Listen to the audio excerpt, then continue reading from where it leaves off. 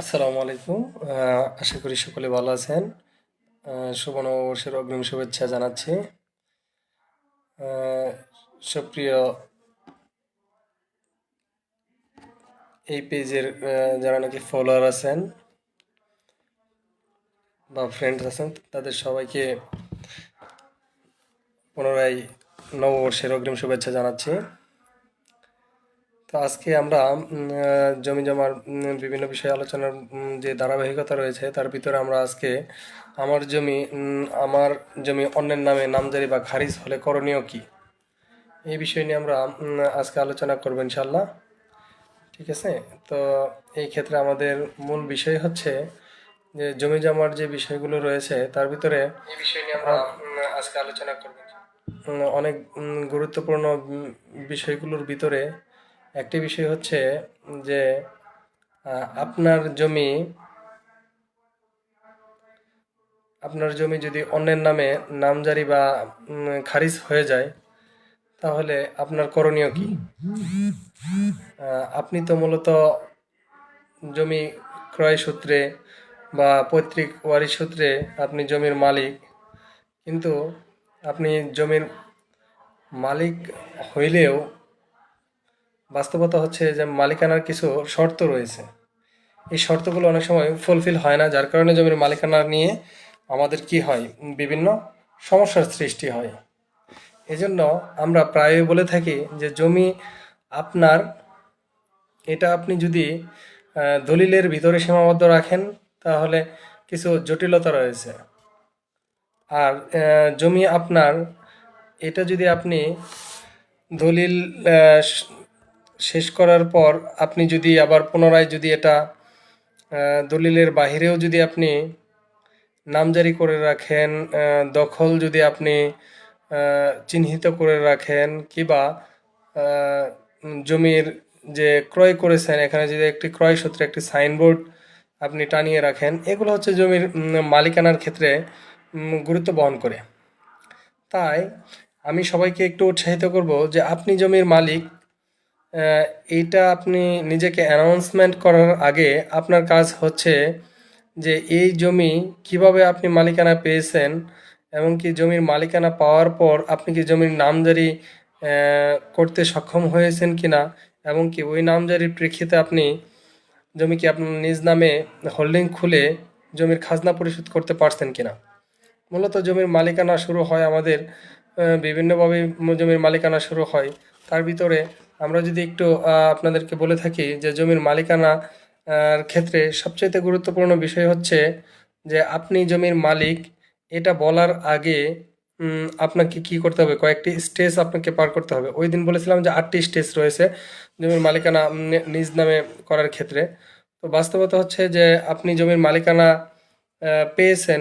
জমি এটা বিভিন্নভাবে আমরা পেয়ে থাকি। যেমন ওয়ারিশ সূত্রে জমি মালিকানা পেয়ে থাকি, ক্রয় সূত্রে জমির মালিকানা পেয়ে থাকি। ঠিক আছে। মূলত আমরা মালিকানা যেভাবেই পেয়ে থাকি না কেন, নিজের জমিটা নিজ নামে নামজারি অথবা হোল্ডিং খুলে নামজারি পূর্বক হোল্ডিং খুলে নিজ নামে খাজনা পূরণের খাজনা পরিশোধের আগ পর্যন্ত নিজেকে জমির মালিক বলে দাবি করাটা, এটা আসলে যৌক্তিক কতটুকু তা আপনারা আমাদের আমাদের যে ইতিপূর্বে আলোচনা রয়েছে এগুলো থেকে আপনারা অনুধাবন করতে পারবেন। মূলত পূর্ণাঙ্গ মালিকানা মানেই হচ্ছে কি, জমির নিজ নামে নামজারি পূর্বক নিজ নামে হোল্ডিং ক্রিয়েট করে, আলাদা খতিয়ান ক্রিয়েট করে আপনাকে নিজের ভিতরে কি করা, যে আমি জমির মালিক, এটা আপনাকে পরিচয় দেওয়া, যে হোল্ডিং ক্রিয়েট পূর্বক আপনি কি করবেন, খাজনা দিবেন। ঠিক আছে। তো আজকের যে টপিকস বা বিষয় নির্ধারণ করা হয়েছে যে আমার জমি অন্যের নামে খারিজ বা নামজারি হলে করণীয় কি।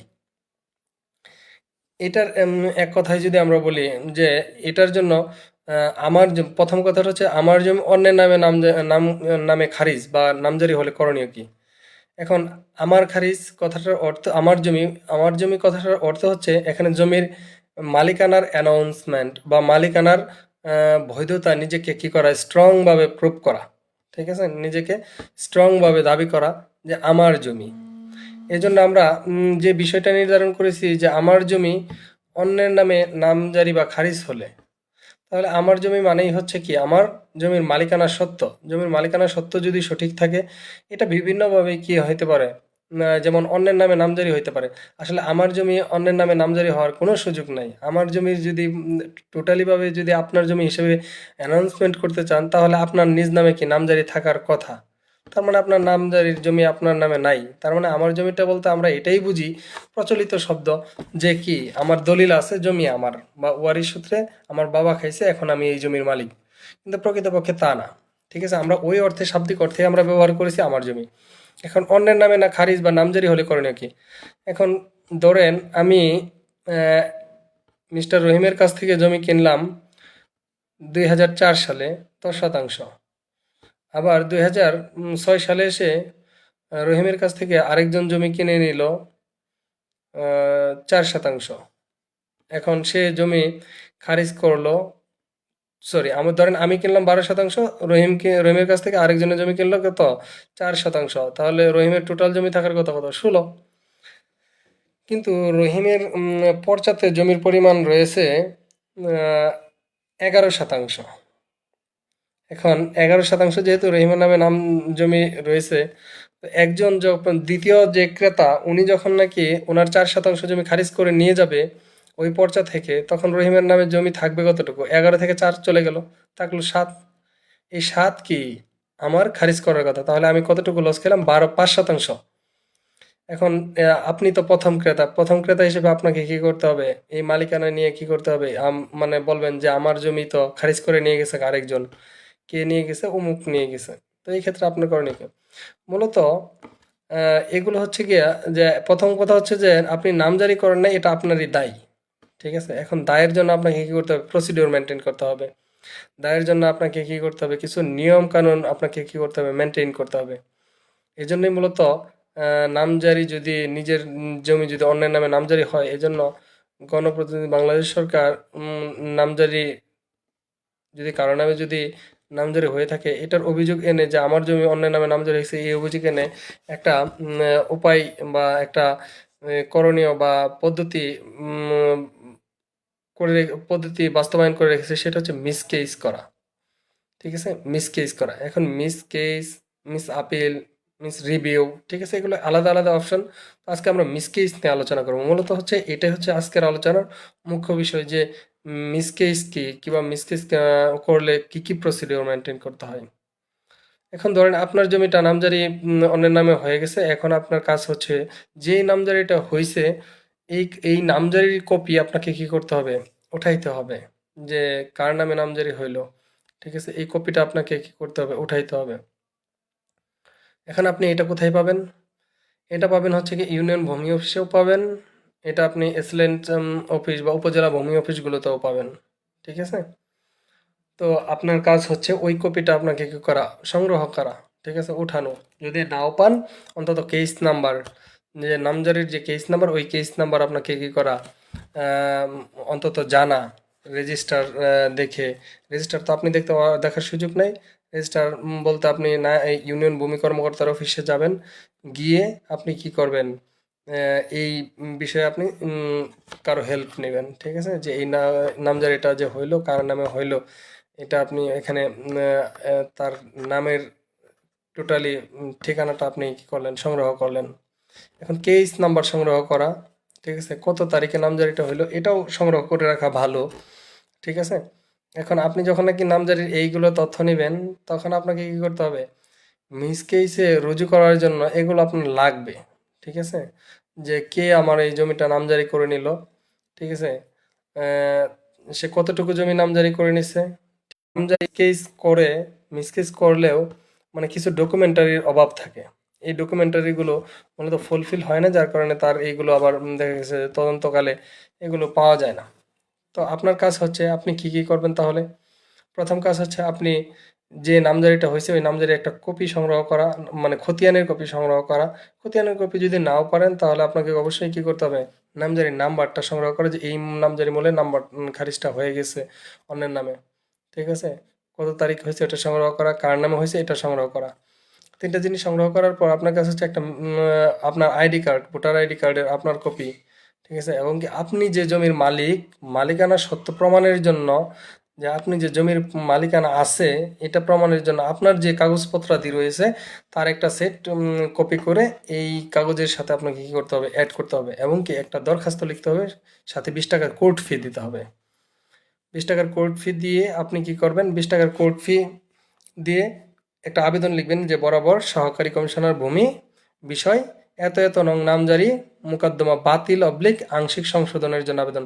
আপনার যদি মনে হয় সম্পূর্ণ জমি সে নামজারি করে নিছে ওই মিস কেসে আমার সম্পূর্ণ জমিটা ভাঙা দরকার, তখন ওই নামজারিটা আপনি টোটালি বাতিলের জন্য আবেদন করবেন। আর যদি মনে হয় যে না তারও মালিকানা আছে আমারও মালিকানা আছে, আমারটা একটু বেশি তারটা একটু যতটুকু নিছে তার চেয়ে একটু কম, তখন আপনি আংশিক সংশোধনের জন্য আবেদন করবেন। এগুলো হচ্ছে গুরুত্বপূর্ণ বিষয়, ঠিক আছে। তারপর আবেদনটা করে আপনি তফসিল উল্লেখ করলেন, আপনি জমির মালিকানা কিভাবে এটা উল্লেখ করেন, আপনি যে সংযুক্ত কাগজপত্র দিয়ে দিলেন অবশ্যই আবেদনে এটা কি করবেন, গুরুত্বপূর্ণ বিষয়। সংযুক্ত কাগজপত্র দিয়ে কী কী কাগজপত্র আপনি এই আবেদনের সাথে দিলেন সেটা অবশ্যই আবেদনপত্রে সুন্দর করে উল্লেখ করে দিবেন যে সংযুক্তি 1 নাম্বার নামজারির কপি, 2 নাম্বার আমার দলিল, মানে যা যা আর কি আপনি যা যা দিচ্ছেন ভোটার আইডি কার্ডের উপর যা এভরিথিং আপনি এখানে উল্লেখ করবেন। উল্লেখ করে 20 টাকার সুন্দর করে কোর্ট ফি লাগাবেন, কোর্ট ফি লাগিয়ে নিচে স্বাক্ষর করবেন, স্বাক্ষর করে উপরের পাতার যে এক সেট ফটো একটা ফটোকপি করবেন, ফটোকপি করে এই ফটোকপির মধ্যে আপনি অবশ্যই উপজেলা ভূমি অফিসের ফ্রন্ট ডেস্ক থেকে রিসিভ করায় নেবেন। এখন অনেকে যে ভুল করে থাকে সেটা হচ্ছে যে মিসকেস দেখা গেছে যে একটা আবেদন দিয়ে রাখে আসছে তো আর খোঁজ খবর নাই, খোঁজ খবর নেয় না, ঠিক আছে। তার কথা হচ্ছে এটা অটো হয়ে যাবে। বাংলাদেশের এখনো মিসকেসের প্রেক্ষাপটটা এত ডিজিটালাইজেশন হয়নি যে আপনার কাজটা আপনার ঘরে চলে আসবে নামজারির মতো। নামজারি যদিও এখন ডিজিটালাইজেশন সিস্টেম হয়ে গেছে, মিসকেসটা এখনো হয়ে সারেনি। তাই আপনাকে একটু কি করতে হবে, তাগিদা দিতে হবে, একটু যা দেখতে হবে যে আমার আবেদনের কি অবস্থা, ঠিক আছে। আপনার এই আবেদনটা মূলত যখনই নাকি এসিলেন্ট স্যারের অফিস এটা গ্রহণ করবেন, এটাই তদন্ত করবেন, তদন্ত করে যা বাস্তব চিত্র আছে।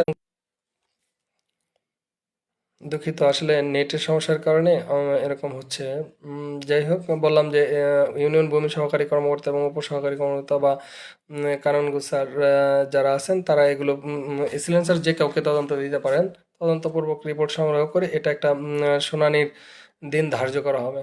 শুনানির দিন ধার্যকৃত তারিখে কি করবে, দুই পক্ষই প্রয়োজনীয় ডকুমেন্টারি স্যারের সামনে এসিলেন্ট স্যার বা উপজেলা সরি সহকারী কমিশনার ভূমি মহোদয়ের সামনে তার মালিকানা সত্ত্ব প্রমাণের জন্য কি করবে, উভয়ই বক্তব্য প্রদান করতে পারবে। এবং কি যিনি নাকি তার প্রয়োজনীয় ডকুমেন্টারি প্রদানে ব্যর্থ হবেন তার বিপক্ষে রায় চলে যাবে, এবং যিনি নাকি ডকুমেন্টারি দেখাইতে পারবে তার পক্ষে রায় থাকবে। তো রায় পাওয়ার পর আদেশে কপি সংগ্রহ করাটা হচ্ছে কি আপনার নিজ দায়িত্ব। এখন একটা মিস কেসের রায় হইল, রায় হওয়ার পর আপনি কি আপনার কাজ হচ্ছে যে আজকের শুনানিতে এটা একটা সিদ্ধান্ত হয়ে গেল যে নামজারিটিকে বাতিল হইলো কি না, কিংবা আংশিক সংশোধন হইলো কি না, এটা পাওয়ার পর আপনার কাজ হচ্ছে রায়ের কপি সংগ্রহ করা। রায়ের কপি সংগ্রহ করাটা হচ্ছে জরুরি, ঠিক আছে। যদি মনে করেন যে একজন রায়ের কপি সংগ্রহ করে রাখলো না, তাহলে পরবর্তীতে আবার রায়ের কপিটা নিয়ে আসা এটা একটা জটিল একটা প্রসেস। তো দরকার নাই, যারা নাকি মিসকেস করবেন তাদেরকে রায়ের কপি সংগ্রহ করে রাখাটা জরুরি, বাদী বিবাদী দুই পক্ষের জন্যই, ঠিক আছে। রায়ের কপি সংগ্রহ করার পর যদি আপনার পক্ষে রায় আসে যে মিসকেসটা হয়ে গেল, মানে ওনার নামজারিটা আপনি ভেঙে দিলেন, তাহলে আপনার কাজ কি, রায়ের কপির সাথে সাথে কি করা, সংশোধিত খতিয়ানের কপিটা সংগ্রহ করাটাও আপনার জন্য জরুরি। এটার ক্ষেত্রে আপনাকে একটা নির্দিষ্ট ফি, সরকার কর্তৃক ঘোষিত ফি আপনাকে কি করতে হবে, প্রদান করতে হবে, এবং কি এটা প্রদান করা বাধ্যতামূলক, ঠিক আছে। এটা প্রদান করার পর আপনাকে কি করতে হবে, সংশোধিত পর্চাটা সংগ্রহ করে রাখতে হবে। সংশোধিত পর্চা এবং কি আপনার অফিস যেই মিসকেসের যে আদেশ হলো আদেশপত্র, দুইটা একসাথে কি করা আপনার সংগ্রহ করে রাখা, এবং কি এটা আপনি নিজ দায়িত্বেই সংগ্রহ করে রাখবেন, সংগ্রহ করাটা হচ্ছে জরুরি। তো আপনার কি কি করবেন, প্রথম কথা হচ্ছে যে আপনি যেই নামজারিটা হয়ে গেছে এই নামজারির কপিটা সংগ্রহ করলেন, দ্বিতীয় কথা হচ্ছে যে আপনি কে নিছে এটা সংগ্রহ করলেন, তৃতীয় কথা হচ্ছে যে আপনি কত তারিখে আদেশ হয়েছিল এটা সংগ্রহ করলেন, মানে নামজারি ওই নামজারিটা হয়েছে কত তারিখে, পর্চাটা কত তারিখে স্বাক্ষর করা হয়েছে এটা সংগ্রহ করে রাখবেন। দুঃখিত, নেটের সমস্যার কারণে আজকে লাইভ করাটা মুশকিল হয়ে যাচ্ছে। তো আহ, আপনাদের একটু বলে রাখি যে বাস্তবতা হচ্ছে যে আপনি আহ, এই মিসকেস করার ক্ষেত্রে আপনাকে যে বিষয়গুলো বললাম যে আপনি নামজারি পর্চা সংগ্রহ করে তারপর আপনার কত তারিখে হইলো এটা সংগ্রহ করে আপনি কি করবেন, মিসকিস দায়ের করুন 20 টাকার কোর্ট ফি সহ, এবং কি আপনার যে ডকুমেন্টারি আপনার যে মালিকানা সত্ত্ব এগুলো আপনি কি করবেন অবশ্যই আপনি মালিকানা সত্ত্বগুলো কি করবেন আপনার প্রুফের জন্য আপনি কি করবেন, সাথে সংযুক্ত করবেন। সংযুক্ত করার পর আপনি আবেদনটা দিলেন।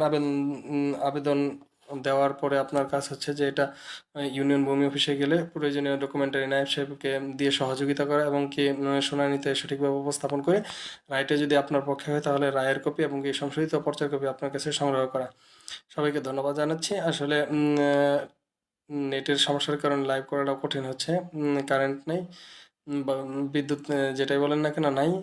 সবাই ভালো থাকবেন, আর যদি কোনো কিছু জানার থাকে তাহলে অবশ্যই কমেন্টস করবেন। কমেন্টস করলে আমি ইনশাল্লাহ উত্তর দিয়ে দেবো ইনশাল্লাহ। ধন্যবাদ।